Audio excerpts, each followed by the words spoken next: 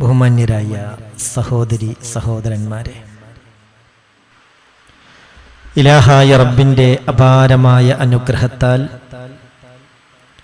വിശ്വാസിയുടെ ദിനരാത്രങ്ങൾ വിശദീകരിക്കുന്ന ഈ അനുഗ്രഹീത ആത്മീയ മജ്ലിസിൽ ഒരിക്കൽ കൂടി സംബന്ധിക്കാൻ അല്ലാഹു നമുക്ക് അവസരം നൽകിയിരിക്കുകയാണ്. അൽഹംദുലില്ലാഹി അൽഫമറ. ആഖിറത്തിൽ ഉപകരിക്കും വിധം ഇതൊക്കെയും അല്ലാഹു നമ്മിൽ നിന്ന് സ്വീകരിക്കുമാറാവട്ടെ.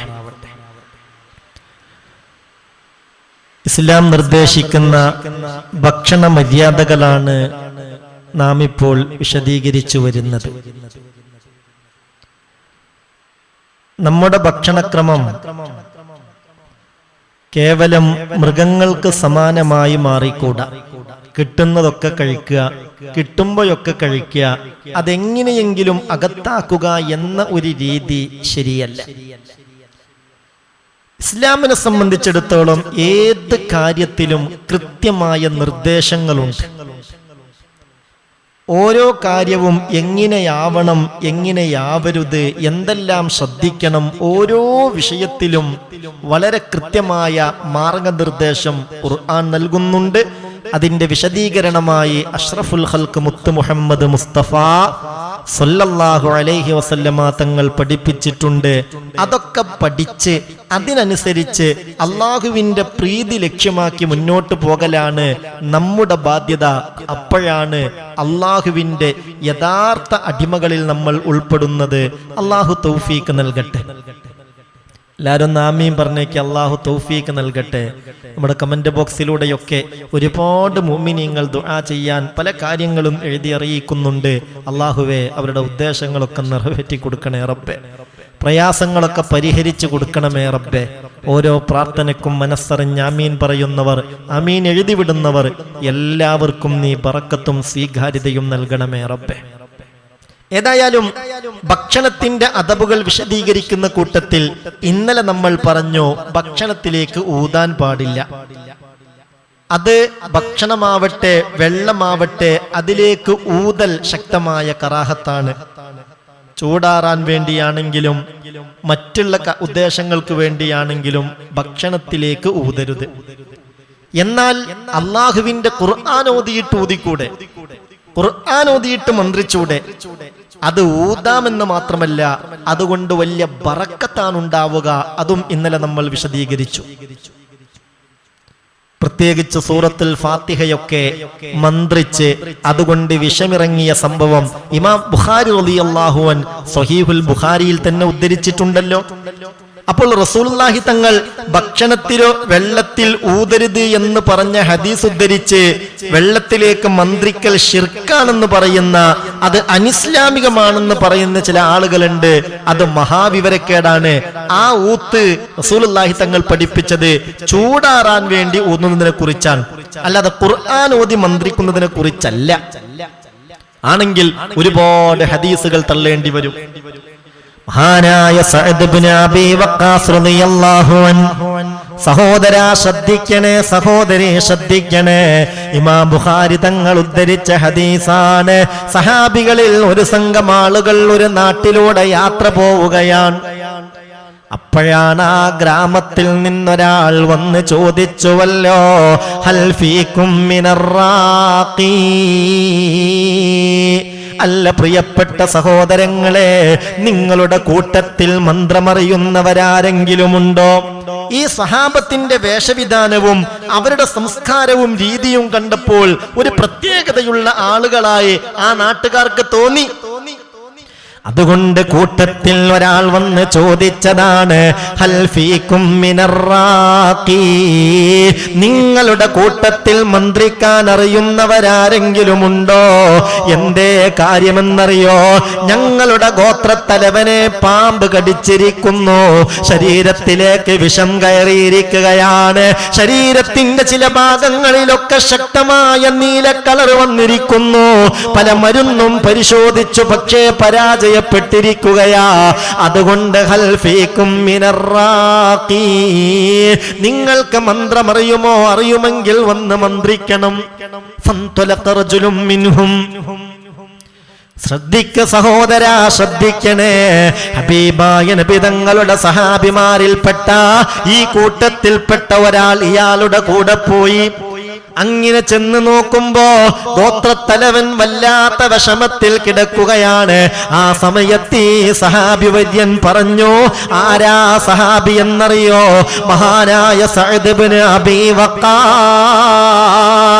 റളിയല്ലാഹു അൻഹു. ചില്ലറക്കാരനല്ല, 10ഓളം സഹാബിമാര് സ്വർഗാവകാശിയാണെന്ന് ഹബീബായ നബി തങ്ങൾ തീർത്തു പറഞ്ഞ സഹാബിമാരിൽ ഒരാളാണ് മഹാനായ സഅദ് ഇബ്നു അബീ വഖാസ് റളിയല്ലാഹു അൻഹു. അദ്ദേഹം പറഞ്ഞു, ഞാൻ മന്ത്രിക്കാം, പക്ഷെ ഒരു നിബന്ധനയുണ്ട്. മന്ത്രിച്ച് രോഗം സുഖപ്പെടുത്താം, അത് ഞാൻ ഏറ്റു. നിങ്ങൾ എന്തു തരും? ഈ മന്ത്രിക്കുന്നതിന്റെ ഫലമായി നിങ്ങൾ എന്തു തരും? അവർ പറഞ്ഞു, ഇതാ ഞങ്ങൾക്കൊരുപാട് ആടുകളുണ്ട്, ഈ ആടുകളെ നിങ്ങൾക്ക് ഹദിയയായി നൽകാൻ തയ്യാറാണ്. അങ്ങനെ മഹാനായ സഅദ് ഇബ്നു അബീ വഖാസ് റളിയല്ലാഹു അൻഹു ഒരൽപ്പം വെള്ളമെടുക്കുകയാണ്.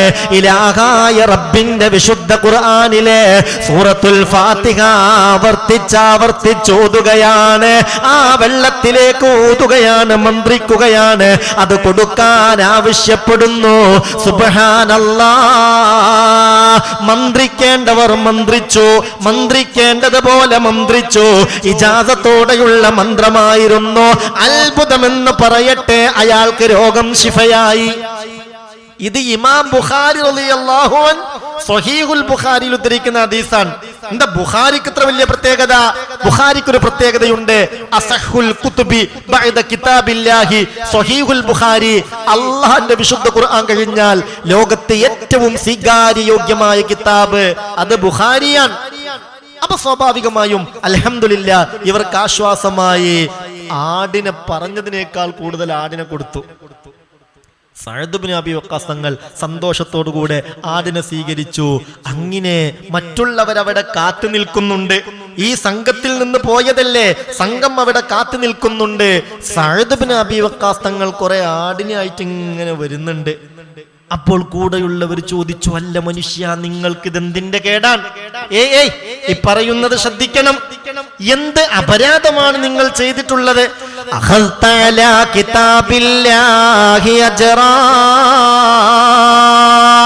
നിങ്ങൾ എത്ര വലിയ ദുൽമാണ് ചെയ്തത്? ഇലാഹായ റബ്ബിന്റെ വിശുദ്ധ ഖുർആൻ മന്ത്രിച്ചിട്ട് കൂലി വാങ്ങുകയോ?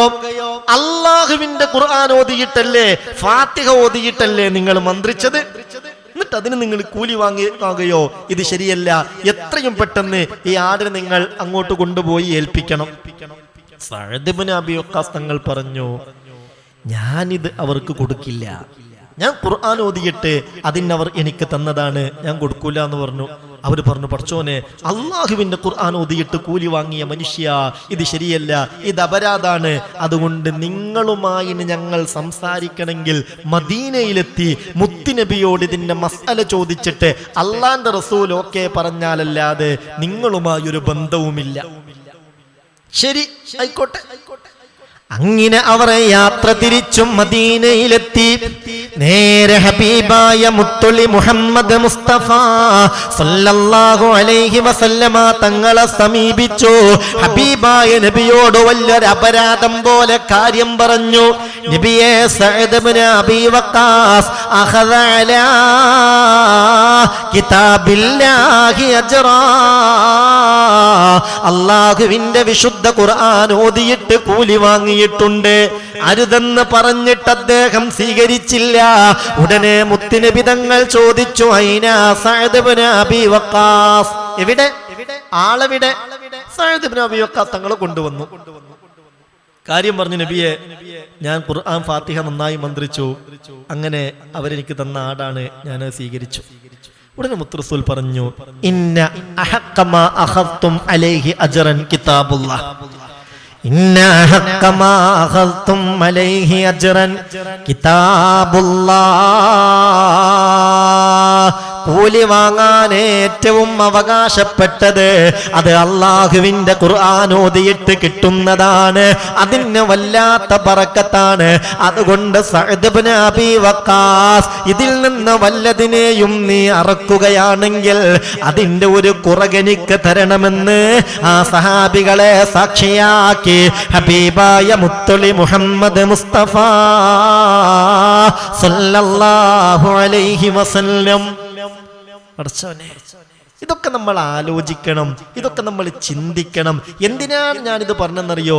ഇവിടെ ആ ഖുർആൻ ഓതിയിട്ട് ഫാത്തിഹ ഓതിയിട്ട് മന്ത്രിച്ചു വെള്ളത്തിലേക്ക് ഊതി ബഹുമാനപ്പെട്ട സഅദ് ഇബ്നു അബീ വഖാസ് റളിയല്ലാഹു അൻഹു. തെറ്റ? അപ്പൊ വെള്ളത്തിലേക്ക് ഊതരുത്, ഭക്ഷണത്തിലേക്ക് ഊതരുത് എന്ന് പറഞ്ഞാൽ ചൂടാറാൻ വേണ്ടി ഊതുക. അതേ പ്രകാരം വലിയ പാത്രത്തിൽ നിന്ന് ഗ്ലാസ്സിലേക്ക് പാലൊഴിക്കുമ്പോ അതിന്റെ പാട ഈ ഗ്ലാസ്സിലേക്ക് വീഴാതിരിക്കാൻ വേണ്ടി അതിലേക്ക് ഊതുക. അതുപോലെ മറ്റോ ഉറുമ്പോ മറ്റോ ഉണ്ടെങ്കിൽ അത് പോകാൻ വേണ്ടി ഊതുക. ഇത് ശരിയല്ല, അത് രോഗം വിളിച്ചു വരുത്തലാണ്. അള്ളാഹു നമ്മളെ കാക്കട്ടെ. ഖുർആനും അള്ളാന്റെ റസൂലിന്റെ ദിക്റുകളും ഹദീസുകളും ഒക്കെ മന്ത്രിക്കുമ്പോൾ അതിന്റെ ബറക്കത്താണ് അതിലുണ്ടാകുന്നത്. അതുകൊണ്ട് ശ്രദ്ധിക്കേണ്ടതാണ്. ഇനി അടുത്ത ഒരു അദബ് പറയട്ടെ. മഹാന്മാരായ ഉലമാക്കൾ വിശദീകരിച്ചിട്ടുണ്ട്. അക്കുലുൽ ലുഖ്മത്തിൽ സാഖിത, വീണുപോയ ഭക്ഷണം അത് എടുത്ത് അതിലുള്ള പൊടി തട്ടി ഭക്ഷിക്കുക. ഭക്ഷണത്തെ നമ്മൾ ആദരിക്കണം, ഭക്ഷണത്തെ നമ്മൾ പരിഗണിക്കണം. ഭക്ഷണത്തെ പരിഗണിച്ചില്ലെങ്കിൽ ദാരിദ്ര്യമുണ്ടാകാൻ കാരണമാകും. അള്ളാഹു കാത്തുരക്ഷിക്കട്ടെ. ഭക്ഷണത്തെ നിസാരമാക്കരുത്. ഒരംശം പോലും പരമാവധി നിസാരമാക്കി ഒഴിവാക്കി കളയരുത്. അതുകൊണ്ടല്ലോ റസൂലുള്ള ഭക്ഷണം കഴിക്കുമ്പോൾ ഭക്ഷണം കഴിച്ചു കഴിഞ്ഞാൽ വിരലുകൾ ശരിക്കും നക്കി തുടച്ച് കഴിക്കുമായിരുന്നു. പാത്രം നന്നായി വടിച്ചെടുക്കുമായിരുന്നു. ഒരംശം പോലും ബാക്കിയാകാതിരിക്കാൻ, നഷ്ടപ്പെടാതിരിക്കാൻ വല്ലതും വീണുപോയാൽ അതെടുത്തിട്ട് അതിലുള്ള അഴുക്കുകൾ കളഞ്ഞ് അത് കഴിക്കുമായിരുന്നു. ഇതും പ്രധാനപ്പെട്ട ഒരു സുന്നത്താണ്. എത്ര ഭക്ഷണമാണ് നമ്മളൊക്കെ നഷ്ടപ്പെടുത്താറ്.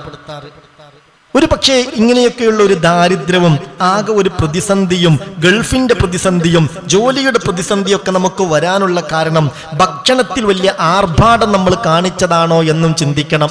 കല്യാണങ്ങളുടെ പേരിൽ നമ്മുടെ നാട്ടിലുണ്ടായിരുന്ന കൂത്താട്ടങ്ങൾ എത്രയായിരുന്നു റബ്ബേ. ഒന്നും രണ്ടും ആളുകൾ ഇരിക്കുമ്പോൾ ഒരു കോഴിനെ അങ്ങനെ തന്നെ കൊണ്ടുപോയി വെക്കും. എന്നിട്ട് ആരെങ്കിലും അതിൽ നിന്ന് ചിലപ്പോൾ ഒരു പിടി ഒന്നിട്ട് മാന്തും. പിന്നെ അടുത്ത ഗസ്റ്റിന് വെച്ചെടുക്കാൻ ഇതില്ല, ഇത് കൊണ്ടുപോയി നേരെ തട്ടാൻ. നമ്മളുടെ പരിസരങ്ങളിൽ അങ്ങനെയുള്ള കല്യാണ മാമാങ്കങ്ങൾ ഉണ്ടായിട്ടില്ലേ? അങ്ങനെയുള്ള മാമാങ്കങ്ങൾ നടന്നിട്ടില്ലേ?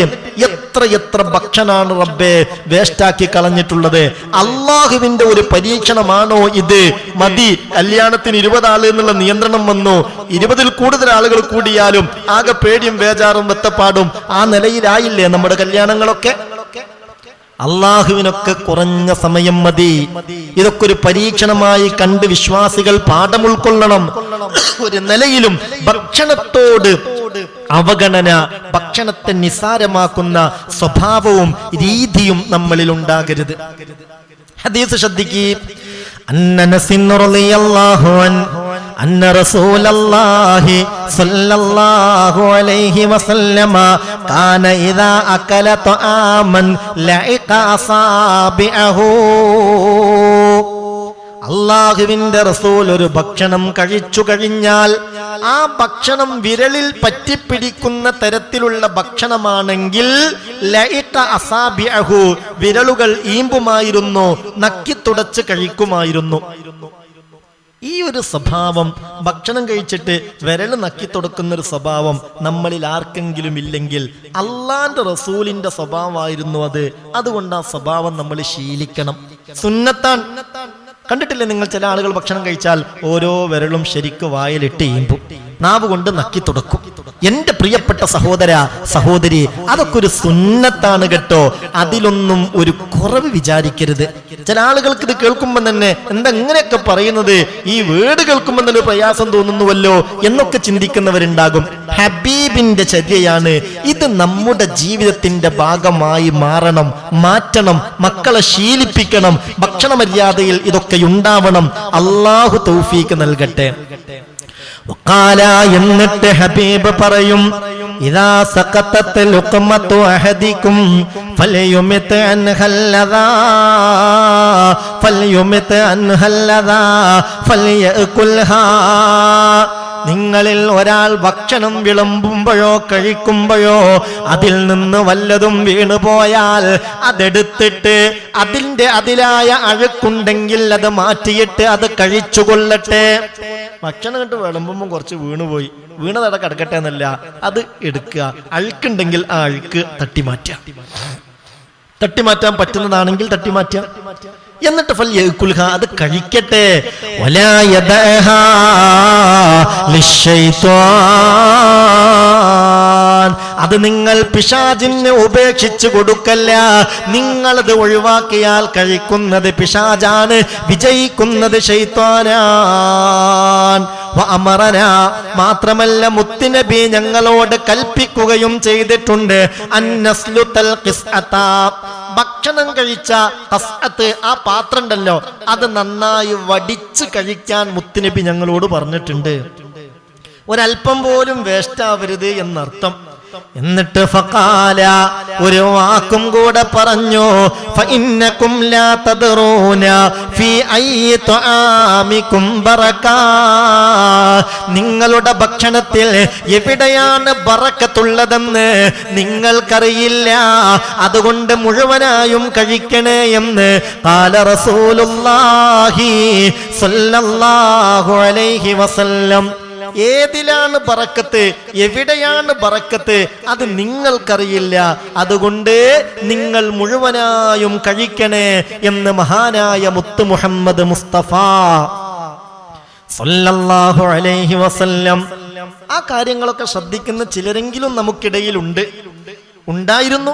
മഹാനായ അത്തിപ്പറ്റ ഉസ്താദ് നവ്വറല്ലാഹു മർക്കദഹു, അള്ളാഹു അവരുടെ ആഖിറം സന്തോഷത്തിലാക്കട്ടെ. അവരുടെയൊക്കെ ബറക്കത്ത് കൊണ്ട് ഇഹപര വിജയം നമ്മുടെ കൂട്ടത്തിൽ എല്ലാവർക്കും അള്ളാഹു നൽകട്ടെ. ഭക്ഷണത്തിന്റെ മര്യാദകളൊക്കെ മുത്തുനബിയുടെ സുന്നത്തിനെ പരിഗണിച്ച് പാലിച്ച് പരമാവധി ജീവിതത്തിൽ പകർത്തുകയും മറ്റുള്ളവർക്ക് ഉപദേശം നൽകുകയും ചെയ്ത മഹാനായിരുന്നു. കേരളം കണ്ട ഈ അടുത്ത കാലഘട്ടത്തിൽ മുത്ത് റസൂലിന്റെ സുന്നത്തിനെ ഇത്തിബാഴ് ചെയ്യുന്നതിൽ ഏറെ ശ്രദ്ധിച്ചിരുന്ന ഒരു മഹാനായിരുന്നു അത്തിപ്പറ്റ ഉസ്താദ്. അള്ളാഹു ദറജ ഉയർത്തി കൊടുക്കട്ടെ, അള്ളാഹു ഖബർ സന്തോഷത്തിലാക്കട്ടെ. അവരൊക്കെ മുത്ത് റസൂലിന്റെ സുന്നത്തിന് പ്രാധാന്യം നൽകിയവരാ. ആ കൂട്ടത്തിൽ അള്ളാഹു നമ്മളെയും ഉൾപ്പെടുത്തുമാറാവട്ടെ. ഒരു പ്ലേറ്റിൽ നിന്ന് തന്നെ എല്ലാവരും കൂടെ ഭക്ഷണം കഴിക്കാൻ ഉസ്താദ് നിർദ്ദേശിക്കും. അങ്ങനെ എല്ലാവരും ഒന്നിച്ചു ഭക്ഷണം കഴിക്കും. ഭക്ഷണം കഴിച്ചു കഴിഞ്ഞാൽ ആ ഭക്ഷണം ശരിക്ക് ആ പാത്രം നക്കിത്തുടച്ച് മഹാനായ അത്തിപ്പറ്റ ഉസ്താദ് കഴിക്കുമായിരുന്നു. ഒരു 5-6 ആളുകൾ ഇങ്ങനെ ഇരുന്ന് ഒരു പ്ലേറ്റിന്റെ ചുറ്റും ഇരുന്ന് ഭക്ഷണം കഴിച്ച് വെള്ളം കുടിച്ചു, ചായ കുടിച്ചാൽ പിന്നെ എല്ലാവരും ഗ്ലാസ് കൊടുത്തിട്ട് അതിന്റെ ആ ഗ്ലാസ്സിൽ ഒരു അല്പം ബാക്കി ഉണ്ടാവുമല്ലോ, അതെല്ലാം കൂടെ എടുത്തിട്ട് എന്ത് ചെയ്യും, ഉസ്താദിന്റെ ഗ്ലാസ്സിൽ ഒഴിച്ചിട്ട് അത് കുടിക്കും. എത്രയോ തവണ കണ്ടവർ അനവധിയാണ്. അതാണ് ഫഇന്നകും ലാ തദ്റൂന ഫീ അയ്യി തുആമികും ബറകാ, നിങ്ങളുടെ ഭക്ഷണത്തിൽ വെള്ളത്തിൽ എവിടെയാണ് ബറക്കത്തെന്ന് നിങ്ങൾക്കറിയില്ല, അതുകൊണ്ട് പൂർണ്ണമായും കഴിക്കണം, കുടിക്കണമെന്ന് മഹാനായ മുഹമ്മദ് മുസ്തഫ സല്ലല്ലാഹു അലൈഹി വസല്ലം. അല്ലാഹു ആ മര്യാദകളൊക്കെ പാലിക്കാൻ നമുക്ക് തൗഫീക്ക് നൽകട്ടെ.